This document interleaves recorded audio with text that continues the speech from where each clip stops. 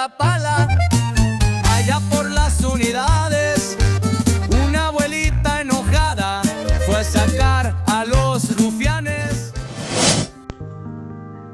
Le dicen la abuelita vengadora o la abuelita sicaria. Ya es famosa y hasta se oye su corrido en las redes sociales. Ella es doña Carlota, de 73 años de edad, quien, después de solicitar decentemente a los que invadieron su casa que la desalojaran, por favor, pero la respuesta fue negativa. Llegó el 1 de abril de 2025 y la anciana regresó a su propiedad y mató a balazos a 2 de los invasores. Ahora está en la cárcel, bajo proceso penal junto con su hijo e hija, en un suceso que ha impactado a todo el país e incluso ya trascendió al extranjero. Con base en el estudio de diagnóstico de vivienda en México del Consejo Nacional de Evaluación de la Política de Desarrollo Social, de las más de 35.628.000 viviendas que hay en el país, alrededor de 6.1 millones están abandonadas, sobre todo por la inseguridad, migración, incapacidad para pagar los créditos, pésimos servicios públicos o porque hay alguna incertidumbre jurídica, especialmente debido a que el propietario o la dueña fallecieron sin hacer testamento. Por lo que respecta al arrendamiento, hay miles de viviendas que no cuentan con contratos por culpa del propietario o quien la renta. Definitivamente el caso de doña Carlota no es aislado. En todo el territorio nacional, las invasiones a casas, predios, terrenos, departamentos o ranchos aumentan cada vez más y se tornan muy violentos. Y ante ello, las autoridades no intervienen si no hay flagrancia. O sea, que solo pueden actuar de inmediato si en esos momentos se da la invasión de la propiedad ajena. Y esto es muy difícil. Destacan como víctimas los adultos mayores y las mujeres que viven solas. Sobre el delito de despojo, el Código Penal de la Ciudad de México contempla una sanción de 3 meses a 5 años de prisión y de 20 a 500 días de salario mínimo de multa. Claro, primero hay que detener a los culpables y demostrar que cometieron el ilícito. Además, la justicia exige todos los documentos legales correspondientes, como título de propiedad, testamentos si los hay, identificaciones oficiales de los demandantes, vecinos testigos, recibos de pagos de predial, agua, luz u otros que acrediten que son los dueños. Claro, a los invasores no les solicitan nada. Se abre la carpeta de investigación correspondiente al ámbito judicial por el delito de despojo. Y al mismo tiempo, por la vía civil, hay que iniciar el juicio de desahucio o desalojo. Y esto puede durar varios años. Mientras, los ocupantes ilegales permanecen ahí y los auténticos propietarios viven un viacrucis que les cuesta dinero, esfuerzo y llegan a sufrir hasta amenazas por parte de los que ocupan el hogar ajeno. En la capital mexicana durante los últimos 6 años se han presentado más de 20,000 denuncias por invasiones a hogares, aunque abogados señalan que suman 3,600 anuales. Y hay muchas otras que no se denuncian por miedo, carecen de documentos o porque desisten después de años de trámites infructuosos. Y una de las víctimas es la diputada local de la Ciudad de México, Olivia Garza de los Santos, cuya vivienda fue invadida desde hace más de 6 meses. Ya recorrió todo el camino legal y todavía espera a que las autoridades le devuelvan su propiedad y castiguen a los autores del despojo. Otro caso, en la colonia Progreso Nacional de esta capital, hace tiempo inquilinos que ya no querían pagar la renta fueron apoyados por un grupo de perredistas de aquel entonces y el gobierno de la Ciudad de México. y junto con decenas de personas invadieron una casa de 10 viviendas y amplio patio. Se robaron todo lo que pudieron y empezaron a demoler la construcción. Sin ningún derecho, el Instituto de Vivienda terminó la demolición y construyó un edificio de 5 pisos con 4 departamentos cada uno y los vendió a casi $1,000,000 cada cual. Con todos los documentos en regla, jamás se hizo caso a los propietarios y solo con la intervención de la Comisión de Derechos Humanos local, el referido instituto pagó como indemnización casi el 10% del valor real del predio y construcción. Cifras oficiales señalan que en el municipio de Tecámac, Estado de México, el 30% de las viviendas están en abandono y el 10% han sido invadidas impunemente. Mientras la Confederación Patronal de la República Mexicana señala que hay más de 1,000 viviendas invadidas en los municipios de Zumpango, Tultitlán y Huehuetoca. Seguramente es la entidad mexiquense una de las que más sufre por esto. Y hay zonas urbanas como Ciudad Nezahualcóyotl y Ecatepec que también sufren por las invasiones.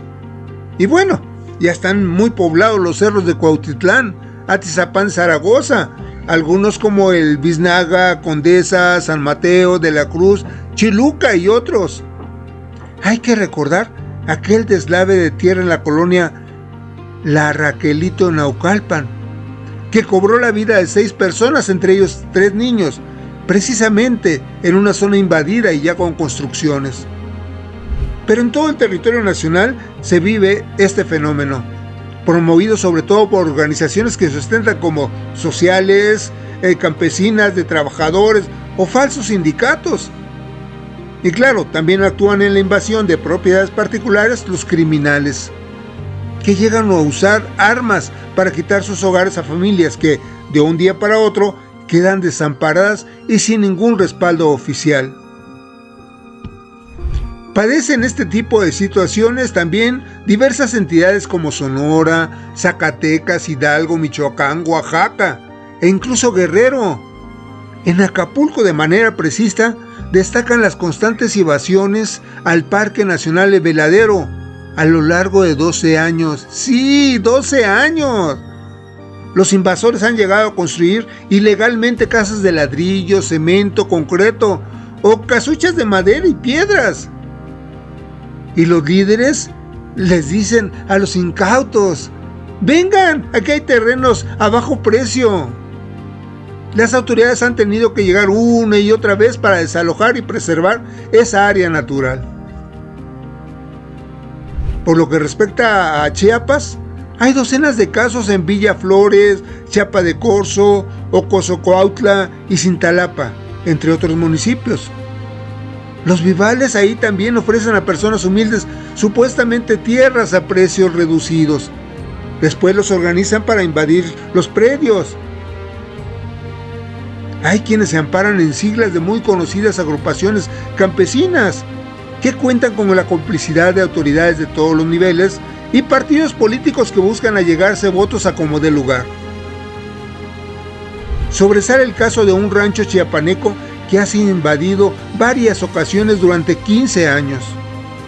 Ante ello, prácticamente nada han hecho las autoridades, pese a que se entregaron todos los documentos legales requeridos. Bueno, los dirigentes pedían dinero o terrenos para retirarse. Y como no se aceptaban sus requerimientos, volvían otra vez a la invasión. Es una práctica que se ha vuelto cada vez más peligrosa. Se ha determinado que en todo el territorio nacional hay organizaciones criminales especializadas en invadir las propiedades privadas.